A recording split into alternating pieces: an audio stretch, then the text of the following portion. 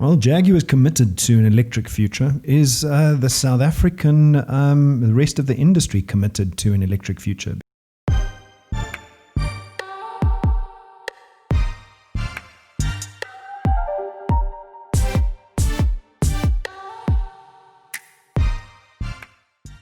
Well, good afternoon or good morning or good evening, ladies and gentlemen, and whichever one you're at the moment.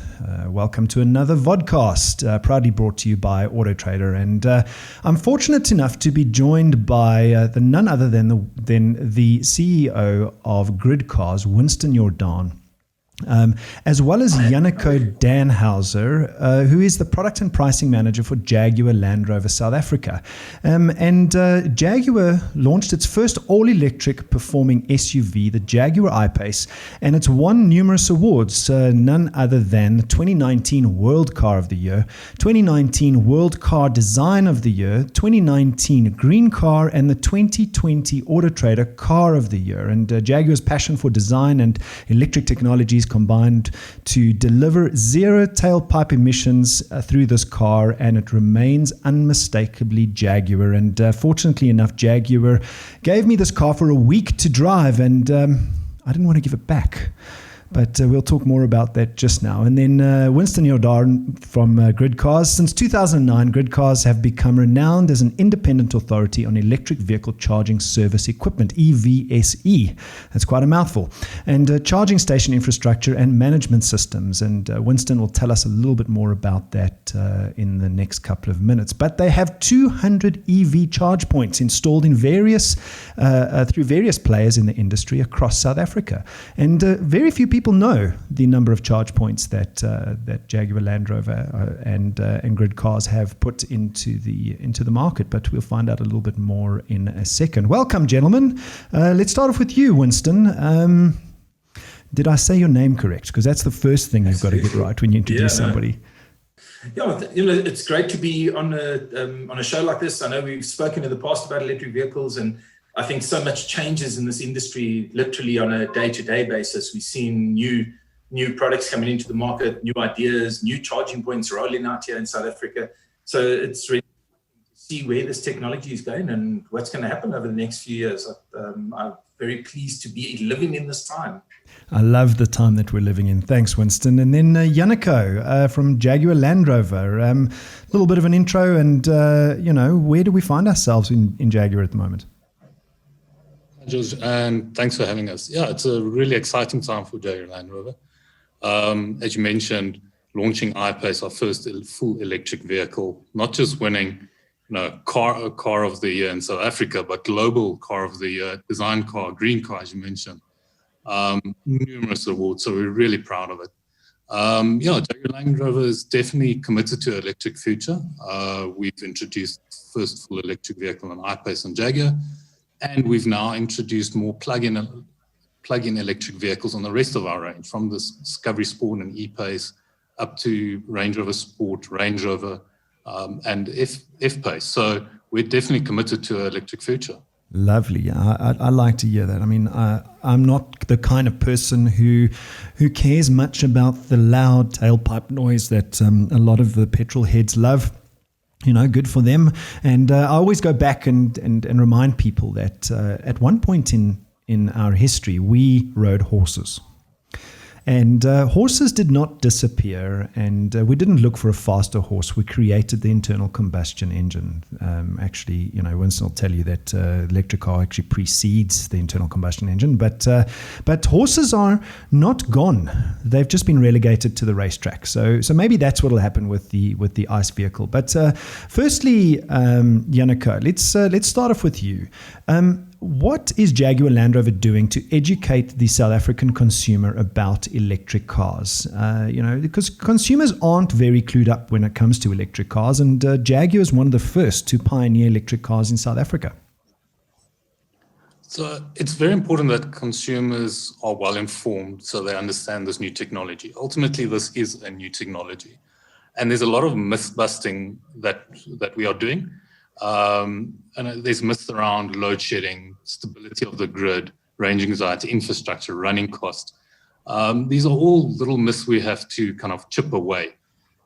chip away at. So we're really working hard on kind of educating consumers, exposing consumers, especially through our brand experience center, the car's performance. I know you said you're not one for loud cars, but you're probably one of the few that can say you've experienced the acceleration of an electric car, and it is next level. That is the thing that caught me.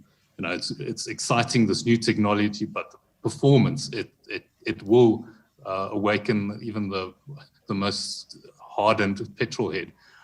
So yeah, it's all around myth busting, just providing real information for consumers to really understand what electric cars are all about.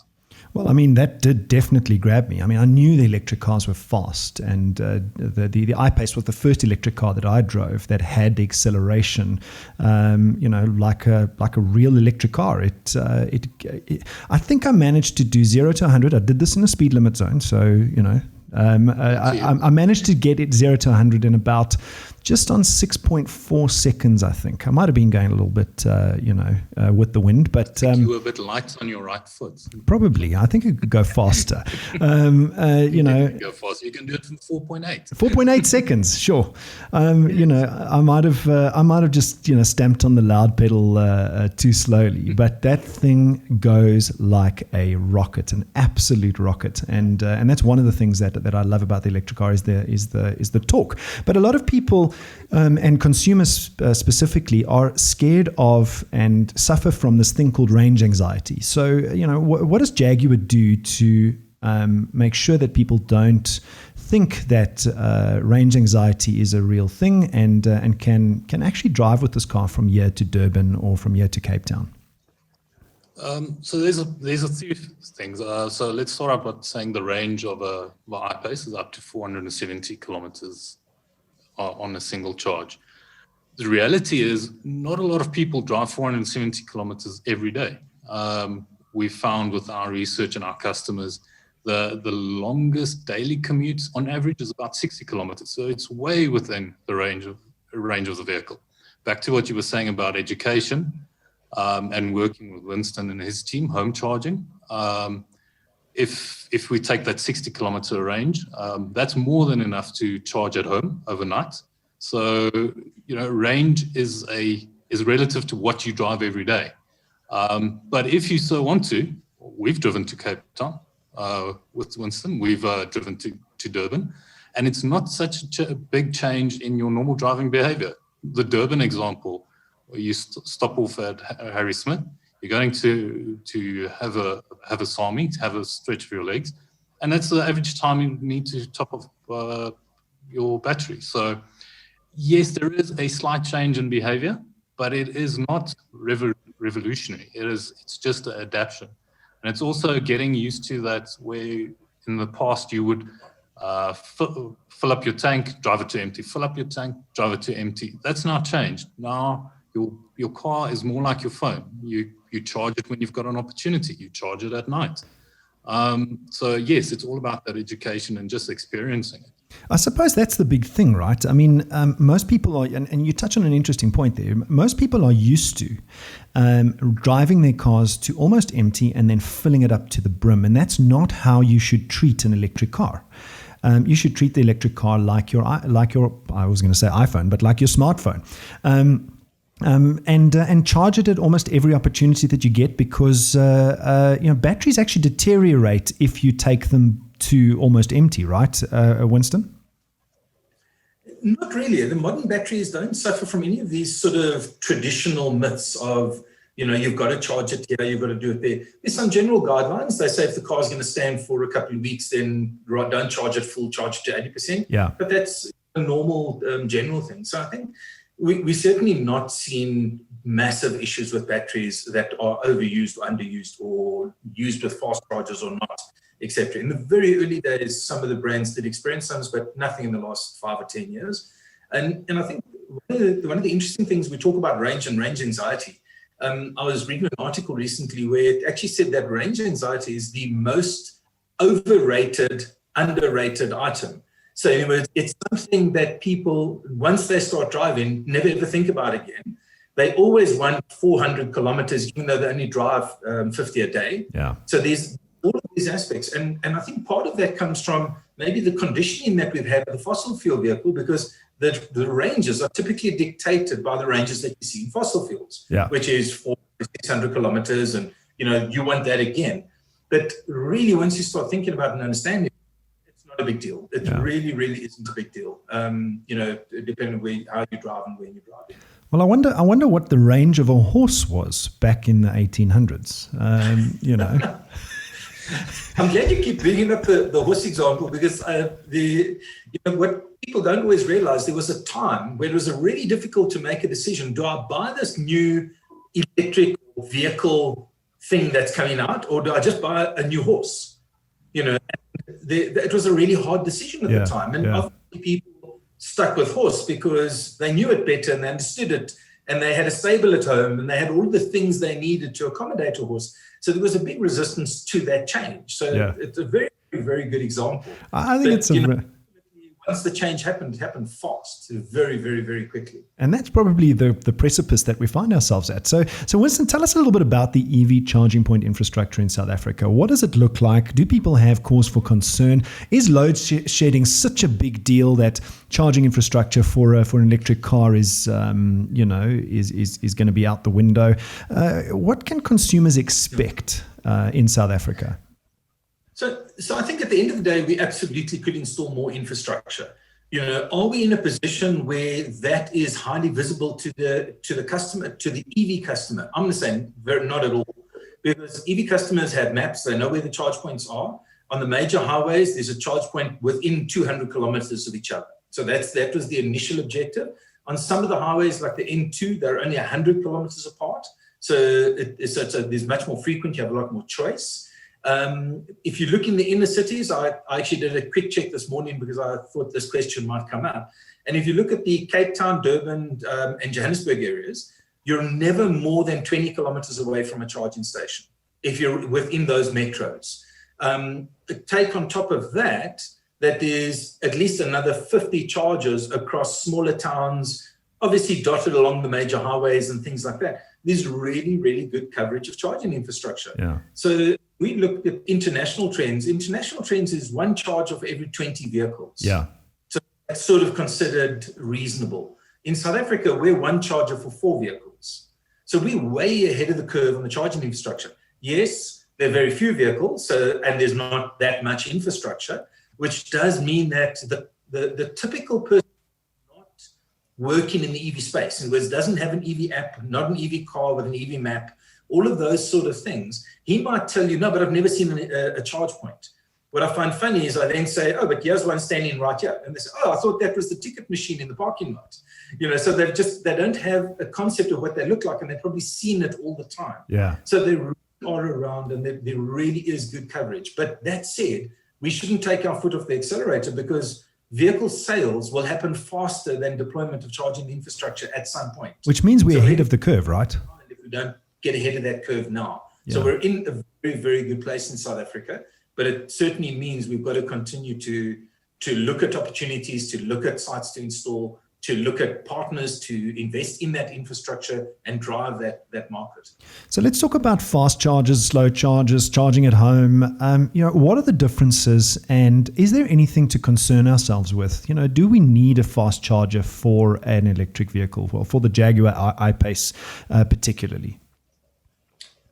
I think it depends on how you're going to be using it. So if you're driving down to Cape Town, absolutely a fast charger is necessary. You can't be sitting waiting hours, 4 or 5 hours at a station trying to get to Cape Town. So therefore, fast charging becomes important. If we look at the fast chargers we've installed, they're between 60 and 80 kilowatts on most of the highways. And, that gives you an hour to an hour and a half, depending on where your charge level was. So it's a reasonable stop. It's, a little bit of a body break and off you go again. If you're talking about home charging and inner city driving, then opportunity charging, firstly, home charging is fine for, with something like a Jaguar I-Pace, correct me if I'm wrong, but I would say at least for 200 kilometers, if you've got a daily commute of 200 kilometers, you could probably be charging at home all the time. Well, when I had the Jaguar, the I-Pace, I charged it. I mean, I had it. Jaguar kindly gave the car to me for a week, and when I had to charge it a couple of times, I mean, I wasn't driving the car slow because of Yanako's example of the torque. It doesn't like it. It doesn't like driving slow, but nonetheless, I put that car on charge every single night. Overnight, I put it on charge, and I never got range anxiety. I never ran out of battery. Never even thought that I would run out of battery, and I think that's the principle, really. Just get home, stick it on charge, right, Yanako? Yeah, absolutely. Home charging is definitely what we recommend as kind of your go-to. It's the most convenient. It's the most cost-effective. And back to that behavior that you just mentioned, it's charging at home, just like you plug in the last thing you do before you close your eyes, you plug in your phone at night, the same thing, you get home and you'll be charging an off-peak time. So it helps the grid because there's lower demand. It's the cheapest time to charge your vehicle. So all the benefits are there, and it's also breaking that behavior because in the past you couldn't fill up your tank at home. You had to go somewhere, and we've been conditioned, and it's the way it works. There's nothing wrong with it, but that's how cars work. You have to go somewhere, fill it up, and then go away. Yeah, it's almost like a destination fill. Exactly. We're not used to having a fuel tank in our garage, and we're actually quite primed for that in South Africa, where in the rest of the world, a lot of inner city living, people will have off street parking, or they've got a car in a parking lot, not even in the same building as they stay. So charging is a bit more challenging there, where most South Africans have at least a garage with electricity. So we're already set up. We're much closer than most of the what we might call developed EV markets. Yeah. And then we see a lot more what we call opportunity charging, which is really just AC chargers at parking lots, at business parks, wherever you stop, there's going to be AC chargers, and you'll plug it in because it's going to be that top up. You're just topping up. System. Yeah. Yeah. Well, I suppose if we go back to my horse example, people did have the fuel and in their stables because the horse could eat. So we're just going back to that. We're going back to filling up your car at home, right? I like what Yanako said, where you've got a filling station in your garage. Well, actually, I've got one on my roof. It's called a solar panel. So, and I think you'll find that a huge percentage of EV drivers are typically in that space or that mindset. Yes. So we are seeing a lot of renewable energy being used for charging electric vehicles.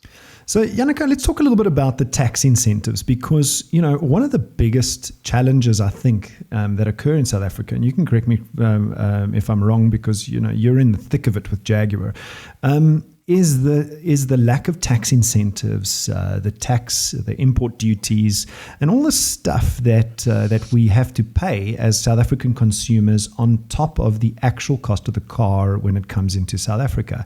How is Jaguar getting around that? Are we seeing any light at the end of the tunnel? Are there tax incentives on the horizon, or are we still, battling through all of this? So just to recap, in South Africa, if you purchase a European-sourced vehicle, and EVs, it's 25% duties that we pay. All other ICE vehicle internal combustion engines are 18%. So we're in this odd situation where we actually pay more for our electric vehicles than the rest of the world, where they've got incentives. We've seen in markets where duties and there's incentives on electric vehicles that's really stimulated the market. Obviously, the best example is the Norway example, that's exempted of tax. In the UK, company cars or EVs are exempted of tax, and JLR SA also looks after a range of markets in Africa, one of them being Mauritius. And EV has really taken off in Mauritius, plug-in hybrids and electric vehicles, because they've got a very aggressive or very forward-thinking approach to duties on electric vehicles. So, it's almost cheaper to purchase a plug-in hybrid than it would be a similarly powered ICE vehicle. So definitely those markets where there's been these incentives, it has grown the market. JLR is part of NAMSA, and I'm a representative on the Electric Vehicle Committee. And as NAMSA, as a body, we are lobbying together to government to make it more affordable for consumers to get into electric vehicles. Again, I need to stress it's not just JLR that's fighting this fight, it's everyone in the industry. We need that ecosystem, we need that critical mass to build. So yes, we are actively lobbying government to make it more affordable. And also, if you think about other manufacturers, currently there's only premium vehicles available in electric vehicles in South Africa, but there's a lot of manufacturers in South Africa, non-premium, that have electric vehicles in other parts of the world, but the business case just doesn't make sense for them. So by getting the right duty structure, by getting incentives, we can really grow the market. And like I said, we are primed. We can learn out of the mistakes of other markets as they've grown. We've got an opportunity with the home charging. So the duties is a bit of a stumbling block at this time because it is not allowed. Well, correct me if I'm wrong. It's 25% import duty versus 18% on ICE, 14% VAT. 15. For 15% VAT. You see, we've already gone up by another percent. 15% VAT. That takes it up to 40% already. Plus, there's smaller duties, ad valorem duties and the like. Yep, ad valorem duties. What percentage is that? Do you know? Don't underestimate ad valorem. It's up to 30%. Wow. Depending on the vehicle. So, I mean, what is the entry level iPace now cost? So the entry level iPace starts at just over 1.8 million. 1.8 million rand on the road in South Africa. So realistically, the government takes 900,000 rand of that. So it's roughly 45% of the vehicle's price goes to duties and taxation. So the car could come down significantly if we had some sort of tax incentive. So, Mr. Fikile, I hope you're listening to this because we need those tax incentives to stimulate the future of electric vehicles, and the whole industry needs to get on board with this. I think to try and bring the prices of these cars down. I mean, 1.8 million rand is a lot of money for the average Joe in South Africa. Not just the manufacturer that's involved in this kind of ecosystem. It's Winston and his team that does the installation. It's people that elects to go to solar power. So it's the installation. It's that industry. It's the second life of the vehicle. It's the battery. It's not a single entity, and there's also a lot of training that goes into setting up electric vehicle infrastructure and retailer. So there's training, there's the infrastructure in a retailer. So it's not isolated just to the manufacturers or OEMs. Yeah, exactly. Winston, you wanted to add something there? Yeah, I think one of the things that we also are going to miss in South Africa, or I'm concerned that we're going to miss in South Africa. Yes, having volume in the market really helps the sale of vehicles, helps to put more products there, and that will have other follow-on industries, charging, solar, everything will come behind that.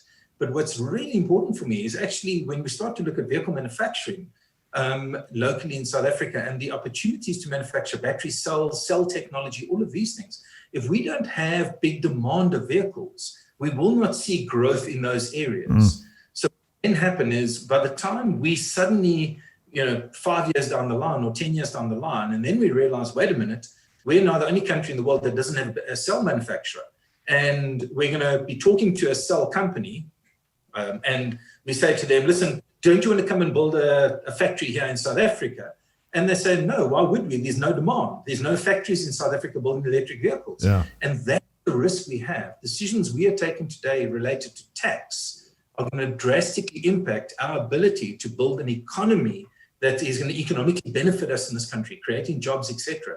So it is really something that you've got to drive. You have to drive volume so that you can see an increase in all of those other support infrastructures, but in specifically job creation around manufacturing of vehicles and vehicle technology. Well, I mean, let's talk about another topic for a second. I wasn't going to bring this one up, but I think it's important, and maybe Yanako can answer this from a Jaguar point of view and an I-Pace perspective, and that is, Winston, you and I have spoken before about the demand curve and that cutoff point. And the future of electric vehicles in South Africa. So at some point down the line, Europe, America, Japan, China, and all the sources of the vehicles that we get are going to stop, first of all, accepting our ICE vehicles because we manufacture here, and second of all, stop providing us with ICE vehicles. So what does that mean? If we don't have scale, at some point that demand curve starts to steepen. Is Jaguar seeing that, and how are you avoiding it in the future? What are the international OEMs saying? So, like I said previously, we are definitely committed to electrification in Jaguar Land Rover. So our future lineup still consists of diesel, petrol hybrid, electric vehicles. So we're covered for the future and the different demands and fuel types that we have. It is a reality that in certain markets from 2035 to 2050, there is a plan to move away from internal combustion engines. So right now, our commitment is we will and will keep on delivering on ICE engines and electric vehicles to bridge that gap until we get there. Like I said, it's quite dynamic. Different markets have got different timings, different requirements, but we are geared towards having a solution for our customers. Well, Jaguar is committed to an electric future. Is the South African, the rest of the industry committed to an electric future? Because this can't be a one-horse race. We have to get the infrastructure up and running. We have to get everybody on this bandwagon.